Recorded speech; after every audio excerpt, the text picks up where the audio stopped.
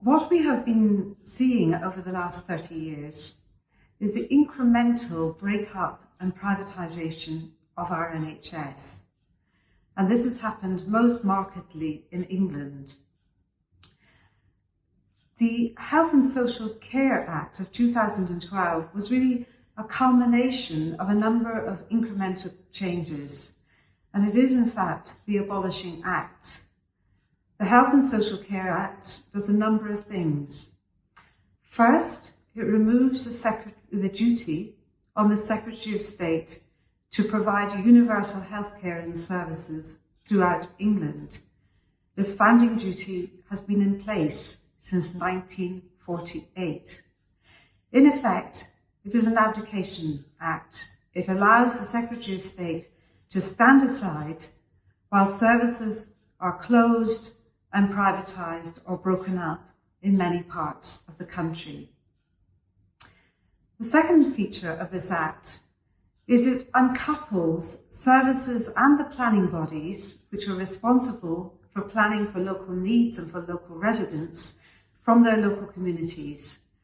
These new bodies, clinical commissioning groups, are no longer paid on the basis of all residents in their area.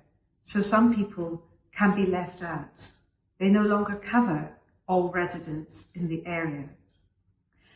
The third major change is that foundation trusts and hospitals and services have now been made structurally into foundation trusts, and they are 49% private.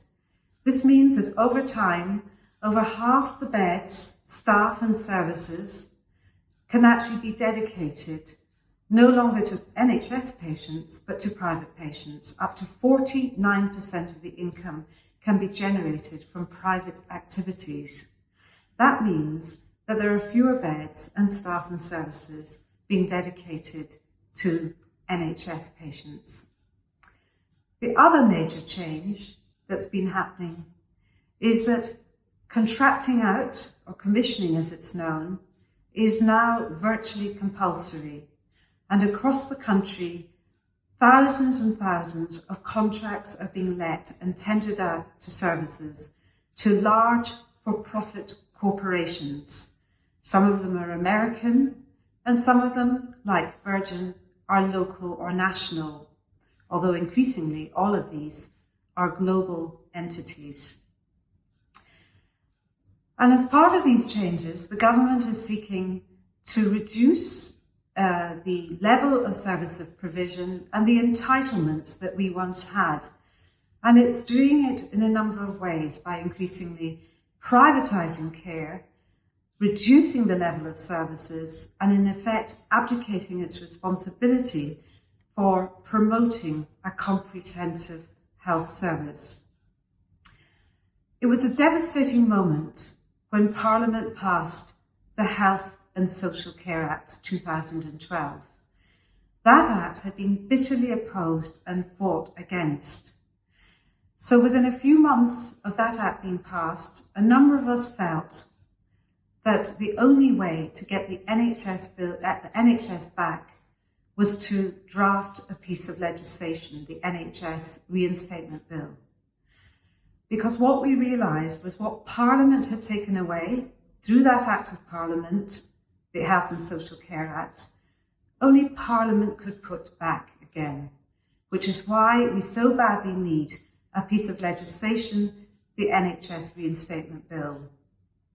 That bill has been drafted and consulted on several times throughout the last 5 or 6 years.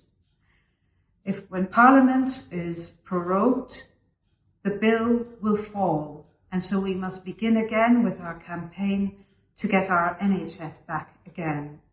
So we would ask you at the end of this film to go to the www.nhsbill.org and to write to your MPs and to campaign actively for the reinstatement of our NHS.